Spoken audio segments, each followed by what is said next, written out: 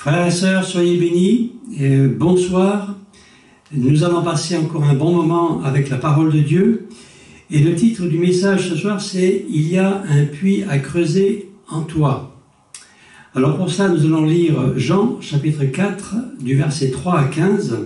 « Alors il quitta la Judée, donc c'est Jésus, il repartit pour la Galilée, et il fallait qu'il traverse la Samarie. Il arriva donc dans une ville de Samarie nommée Sichar, près du champ que Jacob avait donné à Joseph son fils. Là se trouvait le puits de Jacob. Jésus, fatigué du voyage, était assis au bord du puits. C'était environ la 6e heure. Une femme de Samarie vint puiser de l'eau. Jésus lui dit « Donne-moi à boire », car ses disciples étaient allés à la ville pour acheter des vivres. La femme samaritaine lui dit « Comment toi qui es juif, me demandes-tu à boire, à moi qui suis une samaritaine ?» Les Juifs, en effet, n'ont pas de relation avec les Samaritains. Jésus lui répondit, « Si tu connaissais le don de Dieu et qui est celui qui te dit « Donne-moi à boire », c'est toi qui lui aurais demandé à boire, il t'aurait donné de l'eau vive. »« Seigneur, lui dit-elle, tu n'as rien pour puiser. Le puits est profond. D'où aurais-tu donc cette eau vive? Es-tu plus grand que notre père Jacob qui nous a donné ce puits, qui en a bu lui-même, ainsi que ses fils et ses troupeaux ?» Jésus lui répondit, « Quiconque boit de cette eau aura encore soif, mais celui qui boit de l'eau que je lui donnerai n'aura jamais soif, et l'eau que je lui donnerai deviendra en lui une source d'eau qui jaillira jusque dans la vie éternelle. » Et la femme donc lui dit, « Seigneur, donne-moi cette eau, afin que je n'ai plus soif, et que je ne vienne plus puiser ici. » Cette femme a compris que Jésus pouvait lui donner cette eau vive. Nous connaissons bien ce texte pour beaucoup, mais par contre, nous ne parlons jamais du puits. Or, eh bien, nous allons parler de ce puits de Jacob. Jacob avait acheté un terrain vers Sichar. Genèse 33, 17 à 20 nous parle de ce terrain qui avait été acheté. Par contre, eh bien, nulle part on ne parle de ce puits, sauf là, dans l'évangile de Jean. On peut imaginer que Jacob, ayant acheté un terrain, a voulu creuser un puits, parce qu'il fallait de l'eau. L'eau était primordiale. Aujourd'hui, ce puits existe depuis longtemps. Il y a même une église qui a été construite à côté. Alors ce puits, eh bien, il a une particularité, il fait 32 mètres de profond. Donc il est extrêmement profond, pour environ 3 mètres de diamètre. Alors donc un puits très profond, et c'est ce qu'elle dit, est-ce que tu es aussi grand que notre père Jacob qui nous a donné ce puits, etc., un puits très profond. Alors ce soir nous allons voir que nous dit ce puits exactement. Ben, c'est un puits nécessaire parce que si tu as un terrain et sans eau, eh bien ben, ça ne sert à rien. En Israël, ça ne servait à rien. Donc il fallait creuser un puits. Et nous aussi, nous avons des puits à creuser dans nos vies. C'est Pascal qui disait, il y a dans le cœur de l'homme un vide qui a la forme de Dieu. Nous avons à creuser ce puits et aller chercher Dieu. Dieu veut se révéler à nous. Mais parfois, le puits est tellement bouché, eh bien qu'on n'arrive même pas à entendre ni voir Dieu. Alors on va essayer de faire quelques petits pas ce soir pour aller et trouver le Seigneur. Mais je fais une remarque tout de suite. Quand on creusait un puits à cette époque-là, on le creusait pour soi-même, mais on le creusait aussi pour ses descendants. Pour ses descendants des descendants. En fait, quand on creuse un puits, eh bien on le creuse pour des générations et des générations. Spirituellement, c'est pareil. Il y a une promesse. Une bénédiction pour ceux qui obéiront à l'Éternel, une bénédiction sur 1000 générations. Il y a une promesse pour tes enfants, pour tes petits-enfants, tes arrière-petits-enfants.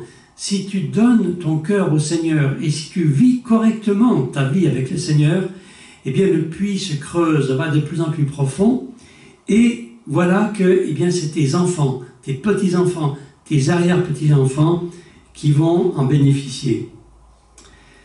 Je disais donc qu'il y avait besoin d'eau rapidement, quelques caractéristiques de l'eau. D'abord, l'eau, c'est notre survie. Notre corps est composé de 80% d'eau à la naissance, un bébé, 50% quand on vieillit, une moyenne, on va dire, de 60%, nous avons besoin d'eau. Ça nous donne des forces, tout le monde a vécu cela, tu es un peu fatigué, tu bois un verre d'eau, eh bien c'est rafraîchissant, ça te fait du bien. Ça nous donne du bien-être, on se sent rassasié, on a besoin de cette eau, on a besoin d'aller la chercher, de l'eau fraîche. Dans l'alimentation, eh bien l'eau sert, elle est nécessaire à la cuisson des aliments, qui permet que nous puissions mieux les digérer, etc. L'eau est nécessaire pour l'hygiène. J'ai même envie de dire, c'est la condition. Avoir de l'eau, c'est la condition pour être propre. Sans eau, compliqué. L'eau rendait riche à cette époque, parce que l'eau permettait de faire de la culture, de l'élevage. C'était un moyen de gagner de l'argent, l'eau. C'est une richesse. Frères et sœurs, la présence de Dieu en toi, n'as-tu pas réalisé quelle richesse ça peut être? 10 millions de fois plus grande encore que toutes les richesses de l'agriculture et de l'élevage d'Israël. Et puis, ça te donne aussi du pouvoir. À l'époque, eh bien, celui qui avait un puits, eh bien, il avait du pouvoir. Celui qui possédait le puits détenait même le pouvoir. C'est pour ça qu'il y avait des guerres pour pouvoir avoir les puits. Enfin, dernièrement, 7e point rapide, l'eau, c'est aussi le partage. Celui qui avait un puits ne gardait pas l'eau que pour lui. Mais il était bon de le partager avec les uns les autres. Et là encore, c'est ce que Dieu veut. Si en toi tu creuses ce puits, alors tu vas pouvoir non seulement en avoir pour toi, pour ta famille, mais tu vas en avoir aussi pour les autres.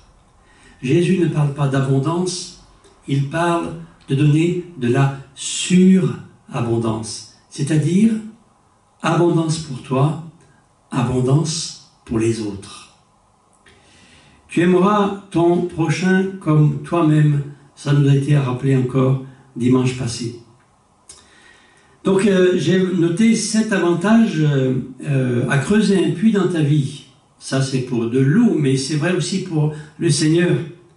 Creuser un puits spirituel dans ton cœur, dans ta vie. J'ai fait une petite remarque.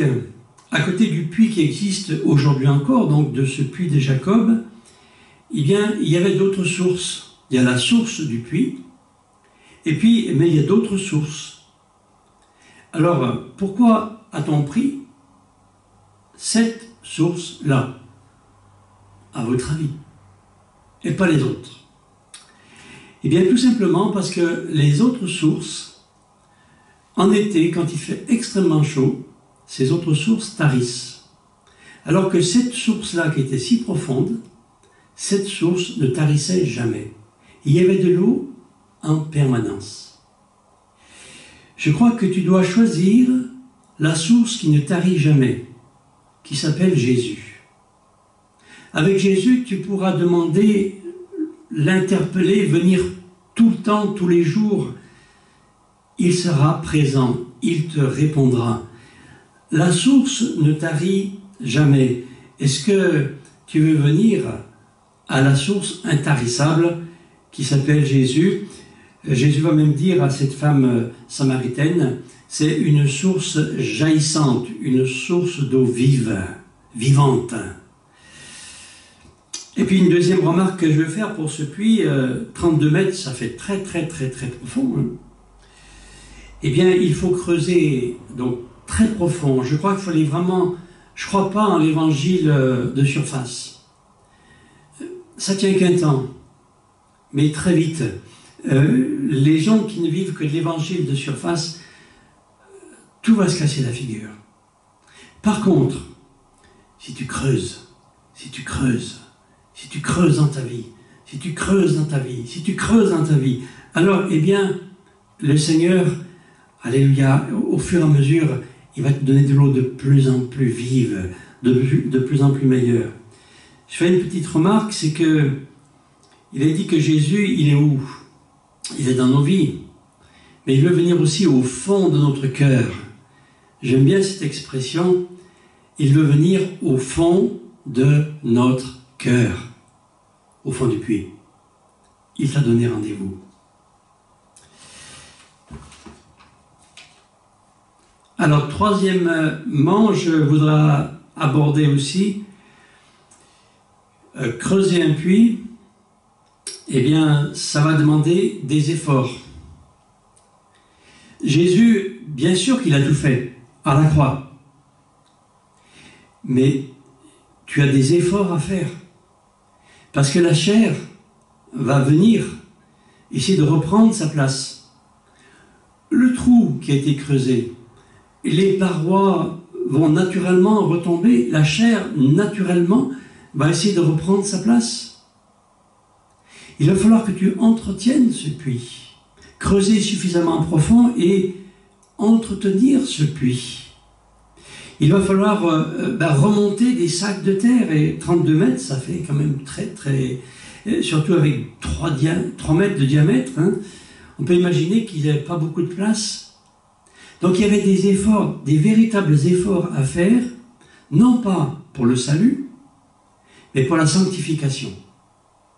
Franchement, autant je suis absolument convaincu que Dieu nous sanctifie lui-même, autant je suis entièrement convaincu que nous avons des efforts de volonté à faire. Point. Et si nous ne les faisons pas, nous tombons et nous rechutons. Alors, est-ce que nous sommes prêts à remonter les sacs de terre, à nettoyer le fond? Tout travail mérite salaire, dit un adage de ce monde. Je crois que tout objectif mérite effort. Et si ton objectif, c'est d'être vie sainte en moi, alors tu auras des efforts à faire. Mais ça paye. Parce que l'eau, eh bien, elle est pure. Elle est propre. Elle est buvable. Et tu peux en donner à beaucoup. Elle est partageable. As-tu du courage par rapport à ta vie? Es-tu déterminé par rapport à ton comportement à le changer? Matthieu 10, 22 dit « Celui qui persévérera jusqu'à la fin sera sauvé. » Moi j'ai envie de dire « Celui qui persévérera jusqu'au bout de sa sanctification sera sanctifié. » Il est toujours trop tôt pour abandonner avec Jésus. Fini ta conversion, fini ton travail. Et puis un puits, il faut le garder, parce qu'effectivement, donc, tombent certaines parties, naturellement, mais il faut le garder parce que l'ennemi veut aussi le reboucher. C'était fréquent. Quand il y avait des guerres en Israël, eh bien, on essayait de boucher les puits. Comme ça, l'ennemi n'avait plus d'eau. Et là encore, aujourd'hui, eh bien, Satan veut essayer de boucher ton puits. Alors, il va le boucher avec toutes sortes de pensées, des paroles que tu entends ou que tu dis, des choses que tu regardes et qu'il ne faut pas regarder, des choses peut-être que tu fais, des personnes autour de toi qui peuvent essayer de t'emmener dans un sens qui n'est pas de Dieu. Enfin, Satan, l'ennemi, veut reboucher le puits que tu as creusé et avec l'aide du Seigneur. Eh bien, il va falloir garder ton puits. Il va falloir le garder. Parce qu'en ce moment, nous n'avons jamais été autant sollicités par le monde qui nous entoure. Ne nous laissons pas avoir par l'ennemi qui veut boucher le puits. Donc naturellement, ton puits spirituel se bouche, entretiens-le. Et deuxièmement, l'ennemi veut boucher ton puits, eh bien garde-le. Pour puiser de l'eau, eh bien, voilà, on a de l'eau. J'aimerais dire encore, il faut rester à proximité du puits. Il faut savoir où est le puits et y revenir. Si nous sommes trop loin du puits, nous ne pourrons pas bénéficier de cette eau fraîche et de cette eau vive. Donc, rester à proximité du puits, c'est rester à proximité du Seigneur dans notre quotidien. J'ai envie de dire aussi qu'il nous faut un seau avec une corde. Mais j'ai envie de dire qu'il faut un seau qui soit propre. Et quel est ce seau? Eh bien, c'est bien sûr ta vie, mais c'est peut-être aussi ta foi. Il faut de la foi pour jeter un seau, pour récupérer de l'eau. Pourquoi? On sait qu'il y a de l'eau, mais 32 mètres plus bas. Ça veut dire que tu ne vois pas l'eau. Tu ne vois pas l'eau. Donc, quand tu envoies le seau, il faut qu'il aille jusqu'à l'eau pour le tirer. Il faut que tu aies la foi, parce que tu ne vois pas. Et là encore, si tu veux bénéficier de ce que Dieu te donne, il te faudra de la foi. J'aime cette image.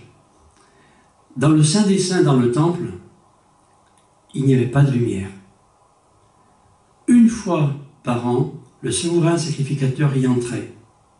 Autrement, dans cet endroit, qui n'avait pas de fenêtre, eh bien c'était un endroit qui était dans la pénombre. Dieu se tenait dans cet endroit. Ça me rappelle ce puits si profond et ces ténèbres qui paraissent au fond, cette obscurité et la foi. Parfois, nous faisons certaines choses réellement et nous le faisons par la foi, parce que Dieu nous a fait cette promesse. Alors, on y va. Mais on est un peu dans la pénombre. Aucune visibilité au fond. Seule la foi fait plonger le seau. Seule la foi me fait prier, me fait obéir pour remonter des bénédictions. Alors, conclusion 4, je ne sais pas si vous avez suivi. Puiser de l'eau, c'est un acte de foi. Croire, prier, aimer, obéir à Dieu aussi. Donc, agis, puise. Je termine. Jésus était assis au bord du puits, assis sur la margelle du puits. Pour la Samaritaine, c'est la fin d'une époque. Ça représente aussi peut-être ce puits la fin de l'Ancien Testament. Une nouvelle saison est arrivée, Jésus est arrivé, comme s'il arrive dans ta vie ou s'il est venu dans ta vie, alors, eh bien, une nouvelle saison commence, une nouvelle naissance. C'est ce qu'a vécu cette femme samaritaine. Elle a vécu une nouvelle naissance et elle est partie porter la nouvelle ensuite dans son village. Le Seigneur veut te donner une nouvelle saison, une nouvelle naissance, comme pour cette femme, afin que tu puisses avoir non seulement un puits avec de l'eau, mais avec de l'eau qui sera vive et jaillissante. C'est réservé à tout le monde. Cette femme samaritaine, eh bien, les Samaritains étaient très mal vus pour les Juifs. Alors, je ne sais pas comment tu es vu ou pas bien vu, toi, mais c'est réservé à tout le monde. Qui que tu sois, eh bien, le Seigneur peut mettre en toi cette source de vie, cette source vivifiante qui jaillira jusque dans la vie éternelle. Que le Seigneur vous bénisse. Au revoir.